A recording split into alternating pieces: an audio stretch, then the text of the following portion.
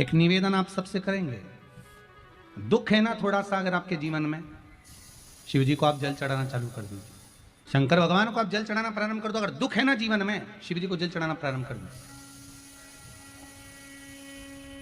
और एक निवेदन और करेंगे, अगर दुख समाप्त ही नहीं हो रहा है, कोई बीमारी एक पूरी होती है दूसरी लग जाती है, दूसरी बीमारी पूरी होती है तीसरी लग जाती है, तीसरी बीमारी पूरी होती है चौथी लग जाती है, कुछ प्रॉब्लम चली रही है, तो एक जल के पात्र में जल लीजिए, कलश लोटा पानी का भर लीजिए, उस पात्र में चावल के 2 दाने डाल लीजिए, अक्षत के 2 दाने डालिए।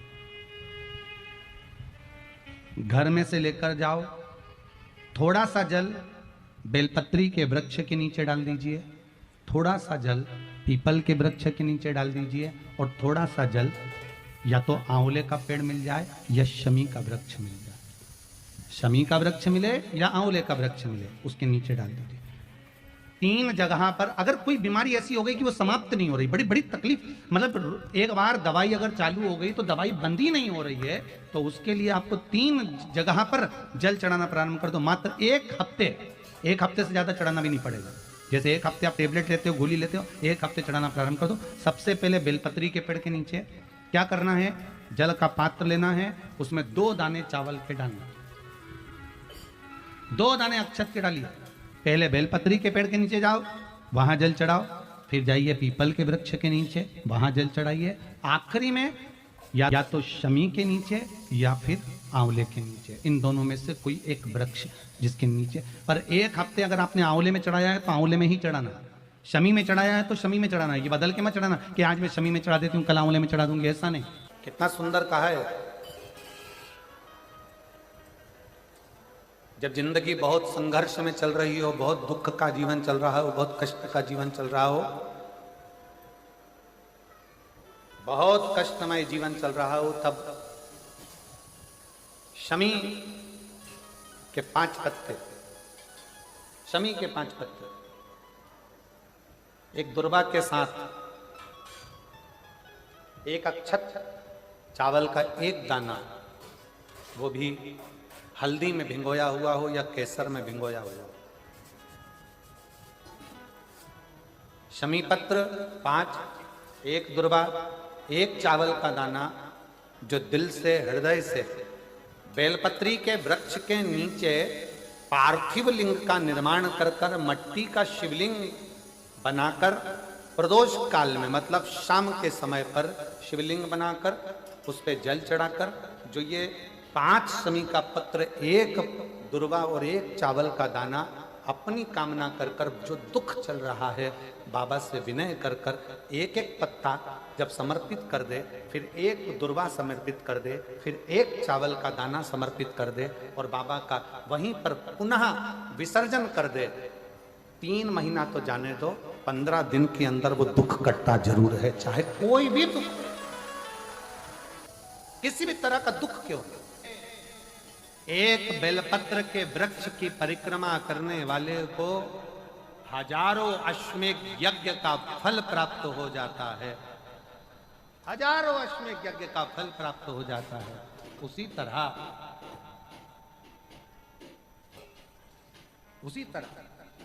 एक पार्थिव लिंग का निर्माण करने वाले को, मिट्टी का शिवलिंग का निर्माण कर कर पूजन करने वालों को 12 ज्योतिर्लिंग के शिवलिंग के दर्शन का पुण्य फल प्राप्त। जो इंद्रियां हैं, इन 11 इंद्रियों में केवल एक भगवान शिव की अविरल भक्ति धारण करने के लिए ये इंद्रियां आप और हमको मिली, चाहे वो ज्ञान इंद्री हो, चाहे वो कर्म इंद्री हो, चाहे वो मन। कोई कह रहा था कि गुरुजी, शंकर जी के मंदिर में जाने से, भगवान शंकर के मंदिर में पहुंचने से, जाने से क्या हमारा दुख कट जाता है? किसी ने पूछा कि शिव मंदिर में जाने से क्या हमारा दुख कट जाता है? शिव महापुराण में षडानंद कार्तिकेय और भगवान श्री गणेश जी का एक संवाद है। श्री गणेश जी महाराज कार्तिकेय बाबा से एक प्रश्न कर दिए। कार्तिकेय बाबा गणेश जी के प्रश्न को सुनकर, गणेश जी के संवाद को सुनकर तुरंत उत्तर देते हैं। भगवान कार्तिकेय जी के सम्मुख में गणेश जी महाराज का एक सुंदर सा संवाद है, बड़ा सुंदर सा, कि मान लो हमने सुना है कि गणेश जी कह रहे हैं कार्तिकेय जी से कि कोई शिवालय में जाए तब उसका दुख कटता है, कोई शिव जी के मंदिर पहुँचे तब उसका दुख कटता है, कोई शंकर भगवान की चौखट पर जाए, भगवान शंकर के द्वार पर जाए तब दुख कटता है। षडानंद कार्तिकेय जी कहते हैं गणेश जी से कि आप मंदिर तक पहुँचे ना पहुँचे, पर यदि आपके मन में शंकर के मंदिर जाने का केवल भाव प्रकट हो जाता है तो समझ लो कि आपका दुख कटना प्रारंभ हो जाता है। आप मंदिर में पहुंचे ना पहुंचे, आप मंदिर तक गए ना गए, आप शिव मंदिर तक पहुंचे कि ना पहुंचे वो मूल है। पर आपके मन में जब जिस समय पर आपके मन में भाव प्रकट हो जाता है, जिस समय पर आपके मन में ये उत्पन्न हो जाता है कि मुझे शंकर के मंदिर में जाकर एक लोटा जल चढ़ाना, मुझे शिव जी की चौखट पर जाना, जैसे हमारे मन में जब भाव उत्पन्न होता है, हमारे मन में कोई भगवान की अविरल भक्ति का, दर्शन का, पूजन का, जल का, कथा का जब भाव उत्पन्न होता है तो उसको पूर्ण करने वाले आप नहीं होते, उसको पूर्ण करने वाला तो देवाधिदेव महादेव स्वयं होता है। आपकी कामना क्या है?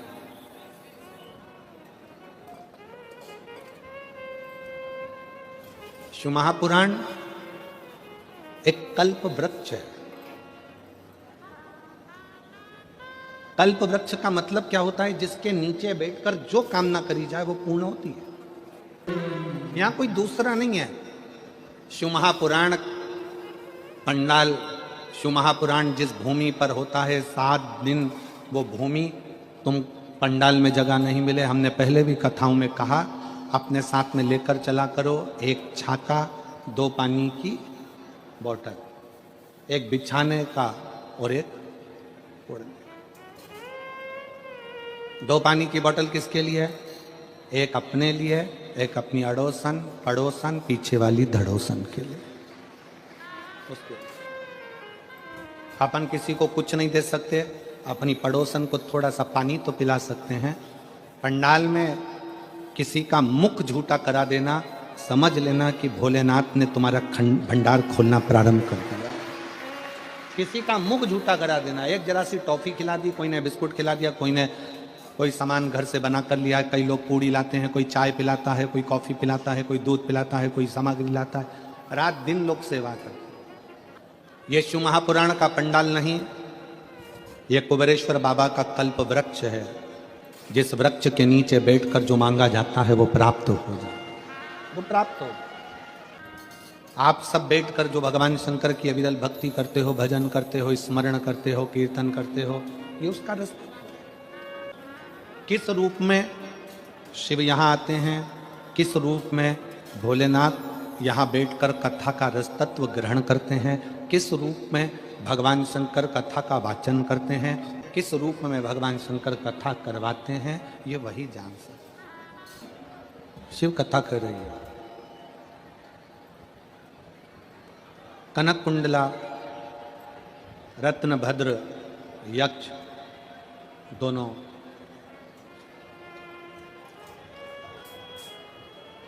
गंधमादन पर्वत पर बैठकर भगवान शिव की आराधना कर रहे हैं। पार्वती जी ने भगवान शंकर से कहा कि ये आपके भक्त हैं, शिव उपासना करते हैं, इनकी झोली खाली रह जाए तो ये श्रेष्ठता कहाँ है?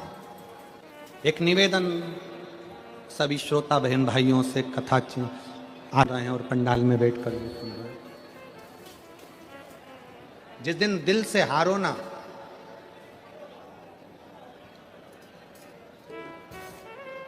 थोड़ी तकलीफों में अगर घिर जाओ, तकलीफें आ जाएं, कष्ट आ जाए, तकलीफें जिस दिन तुम्हारे भीतर बहुत ज्यादा मात्रा में आ जाए, उस दिन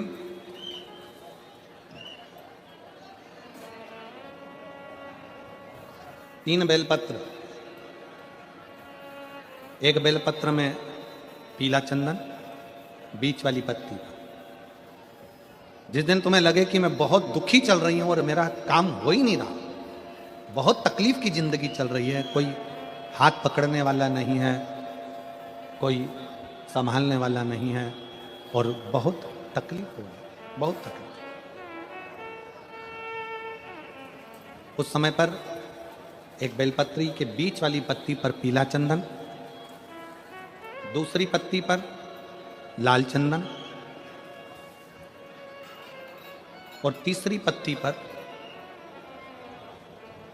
11 चावल गीले, पानी में उसको थोड़ा सा भिगो लें या धो लें, 11 चावल गीले शिव जी की उस पत्ती पर रखें।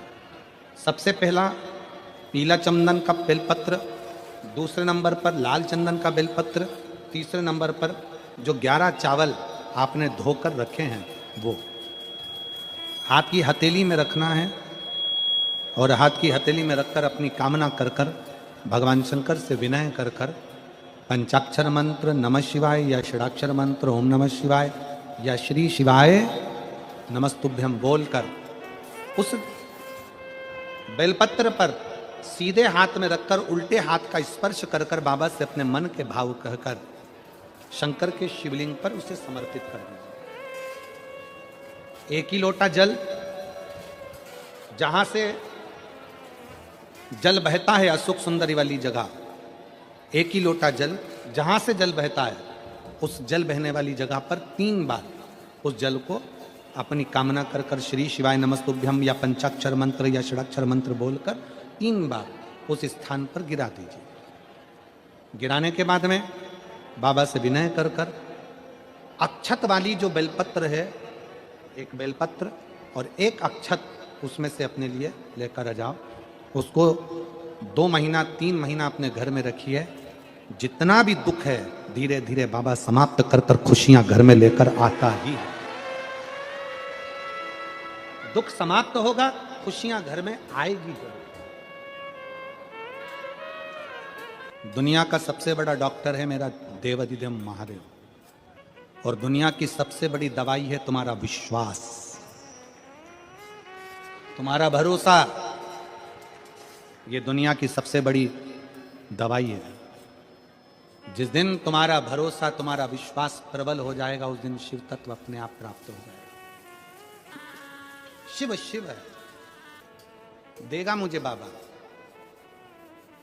कनक कुंडला ने अपने पति रत्न भद्र से कहा कि मुझे मेरे शंकर पर भरोसा, और मेरी जीजियों, मेरे जीजाओं, मेरी बेटियों, बेटाओं, मेरी माताओं, सूरतिया लालाओं, सूरत के रहवासियों, गुजरात की पवित्र भूमि पर रहने वाले मेरे शंकर के अंश रूप आप सब, शिव महापुराण की कथा में दिखावे के लिए मत जाना। और जगह पर होती होगी कि वहां लोग दिखाने के लिए जाते होंगे। शिव महापुराण की कथा कभी दिखावे के लिए ना तो होती है ना होने। दिल से सुनो, दिल से कहो, दिल से सुनो और दिल से कहो। जब आप दिल से सुनोगे और दिल से कहोगे तो वो सुनेगा। कैसे ना सुने? शिव कथा कह रही है, कनक कुंडला रत्न भद्र तप में लग गए। शंकर भगवान से पार्वती जी ने कहा इसको कुछ देव।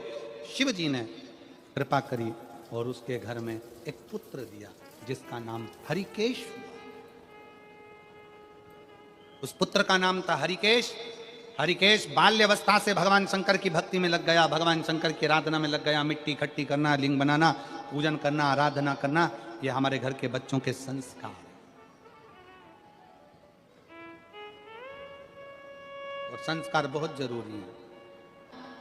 शिव महापुराण की कथा कहती है बेटा एक कुल को तारता है और बेटी 2 कुल को तारती है। बेटी जन्म ले तो गौरान्वित हुई है, बेटी जन्म ले तो गौरवान्वित हुई है, बेटी 2 कुल को तारती। शंकर जी के किसी धाम में 12 ज्योतिर्लिंग में, शंकर जी के किसी ज्योतिर्लिंग में, भगवान शंकर के धाम में अगर कभी एक रात्रि रुकने का भी मन हो जाए और आपका कहीं पुण्य प्रबल हो जाए कि मैं शंकर के चौखट पर जाकर एक रात्रि विश्राम करूं। जैसे जैसे उस बहन ने, ये पत्र में इस बहन ने लिखा कि 6 साल से बेटा पड़ा हुआ था और उस माँ ने लिखा कि हम सीहोर गए, वहाँ विश्राम किया, बाबा से विनय करी, निवेदन करा। शंकर की भूमि पर, कंकर शंकर की धरा, कुबरेश्वर धाम की धरा पर लोग जिस आस से जाते हैं, बाबा वो मनोकामना पूर्ण करता ही है, शिव देता है। फिर मेरी जीजियों, मेरे जीजाओं, बेटियों, बेटाओं, मेरी माताओं, सती मैया ने जो गलती करी वो आप ना करिएगा। माता सती ने एक गलती कर दी थी कि कथा कुंभज बाबा के आश्रम में सुनने के लिए गई माता सती और मन में यह भाव लेकर आ गई कि इस शरीर को समाप्त कर दूंगा। कथा में बैठो, अच्छा सोचो, श्रेष्ठ सोचो, जन कल्याण का सोचो। कर्मनाशा नदी प्रकट हो गई। भगवान विष्णु ने भगवान शंकर जी से प्रार्थना करी कि प्रभु ये जो ब्रह्मा जी का सिर कटकर नीचे गिरा है, इससे लोग नफरत करेंगे, आप कृपा कर दो।